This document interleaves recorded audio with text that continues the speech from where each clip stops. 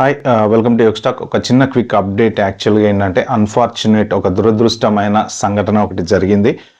అహ్మదాబాద్ నుంచి లండన్కి బయలుదేరినటువంటి AI-171 air India flight యాక్చువల్గా take off తీసుకోగానే క్రాష్ అయిందంట. ఇనీషియల్గా ఇది ఫ్లైట్ క్రాష్ అన్నారు. ఎవరు ఏ ఫ్లైట్ ఏ కంపెనీ ఏంటి తెలియలేదు.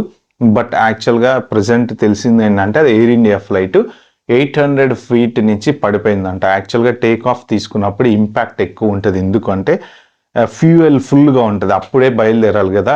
అహ్మదాబాద్ టు లండన్ అంటే అరౌండ్ ఒక 10 to 12 అవర్స్ జర్నీ ఉంటుంది.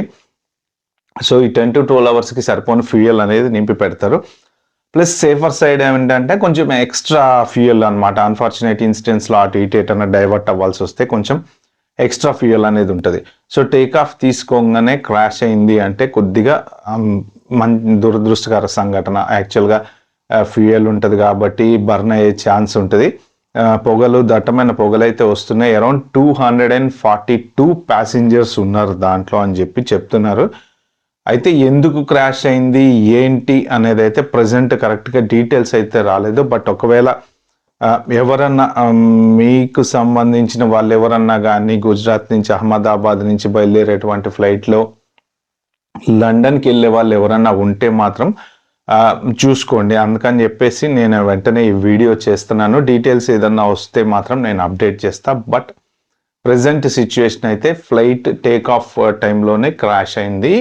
ట్రావెలింగ్ టువర్డ్స్ లండన్ 800 ఫీట్ నుంచి పడిపోయింది. 242 ప్యాసింజర్స్ అంటే హాస్పిటల్కి తీసుకెళ్తున్నారు. గవర్నమెంట్ కూడా ఇమ్మీడియట్గా మోడీ గారు కూడా అమిత్ షాని ఇమ్మీడియట్గా అహ్మదాబాద్ వెళ్ళమని చెప్పారు.